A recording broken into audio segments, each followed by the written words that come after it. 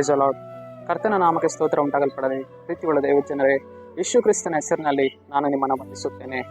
ಯೆರೆಮೀಯ 31ನೇ ಅಧ್ಯಾಯ 34ನೇ ವಚನದಲ್ಲಿ ವಾಕ್ಯ ಈ ರೀತಿಯಾಗಿ ಬರೆಯಲ್ಪಟ್ಟಿದೆ.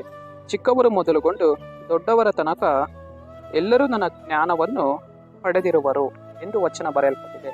ಅಂದರೆ ಪ್ರೀತಿಯುಳ್ಳ ದೇವಜನರೇ, ಕರ್ತನು ಈ ಮುಂಜಾನೆ ವೇಳೆಯಲ್ಲಿ ನಮ್ಮನ್ನು ನೋಡಿ ಹೇಳ್ತಾ ಇದ್ದಾರೆ, ಚಿಕ್ಕವರು ಮೊದಲುಗೊಂಡು ದೊಡ್ಡವರ ತನಕ ಎಲ್ಲರೂ ನನ್ನ ಜ್ಞಾನವನ್ನ ಏನ್ ಮಾಡಿದ್ದಾರೆ, ಪಡೆದುಕೊಂಡಿದ್ದಾರೆ ಎಂದು ಕರ್ತನು ತನ್ನ ವಚನದ ಮೂಲಕ ನಿಮ್ಮೊಂದಿಗೆ ಮಾತನಾಡ್ತಾ ಇದ್ದಾರೆ. ಅಂದರೆ ದೇವರ ಜ್ಞಾನ ಆತನು ಚಿಕ್ಕವರು ಮೊದಲುಗೊಂಡು ದೊಡ್ಡವರ ತನಕ ಎಲ್ಲರಿಗೂ ತನ್ನ ಜ್ಞಾನ ಕೊಡುವವನು, ಅಂಗಿಸದೆ ಕೊಡುವವನು ಆತನಾಗಿದ್ದಾನೆ. ನಮ್ಮ ಜೀವಿತದಲ್ಲಿ ನಮಗೆ ಇವತ್ತು ಜ್ಞಾನ ಕಡಿಮೆ ಆಗುವಾಗ, ವಿವೇಕ ಕಡಿಮೆ ಆಗುವಾಗ ನಾವು ಕರ್ತನ ಸಮ್ಮುಖಕ್ಕೆ ಹೋಗಿ ಪ್ರಾರ್ಥಿಸಬೇಕು. ಕರ್ತನೆ, ನನಗೊಂದು ಜ್ಞಾನ ಬೇಕು ಸ್ವಾಮಿ, ನಾನು ನಡೆದು ಹೋಗುವಂತಹ ಮಾರ್ಗದಲ್ಲಿ ನನಗೆ ಜ್ಞಾನ ಅವಶ್ಯವಾಗಿದೆ, ತಿಳುವಳಿಕೆ ಅವಶ್ಯವಾಗಿದೆ, ವಿವೇಕ ಅವಶ್ಯವಾಗಿದೆ. ಕರ್ತನೆ, ಜನರಲ್ಲಿ ಮಾತನಾಡುವಾಗ ನಾನು ಜ್ಞಾನವಾಗಿ ನಾನು ಮಾತನಾಡಬೇಕು, ವಿವೇಕವಾಗಿ ನಾನು ಮಾತನಾಡಬೇಕು ಸ್ವಾಮಿ, ಅದು ನನಗೆ ಆಗ್ತಾ ಇಲ್ಲ, ನೀನು ನನಗೆ ಸಹಾಯ ಮಾಡು ದೇವರೇ ಎಂದು ಪ್ರಾರ್ಥಿಸುವಾಗ ಕರ್ತನು ಖಂಡಿತವಾಗಿಯೂ ಅಂಗಿಸದೆ ಚಿಕ್ಕವರು ಮೊದಲುಗೊಂಡು ದೊಡ್ಡವರ ತನಕ ಎಲ್ಲರಿಗೂ ತನ್ನ ಜ್ಞಾನವನ್ನು ಕೊಡುವವರು ಆತನಾಗಿದ್ದಾರೆ.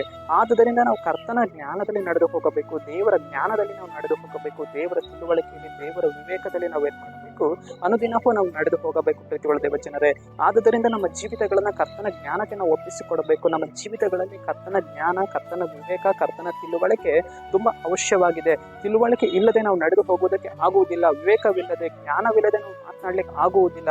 ನಾವು ಅನೇಕ ವಾತಿ ನಾವು ತಲೆ ತಗ್ಗಿಸಿ ಹೋಗ್ತೇವೆ, ಯಾಕೆಂದ್ರೆ ತಿಳುವಳಿಕೆ ಇಲ್ಲದ ಕಾರಣ. ಆದುದರಿಂದ ಕರ್ತನಲ್ಲಿ ನಾವು ಬೇಡಿಕೊಳ್ಳುವಾಗ ಕರ್ತನ ನಮಗೆ ಜ್ಞಾನವನ್ನ, ವಿವೇಕವನ್ನ, ತಿಳುವಳಿಕೆಯನ್ನ ಅನುಗ್ರಹಿಸಿ ನಮ್ಮನ್ನ ನಡೆಸುವವರು ಆತನಾಗಿದ್ದಾರೆ. ಸರಿ, ನಾವು ಪ್ರಾರ್ಥಿಸೋಣ.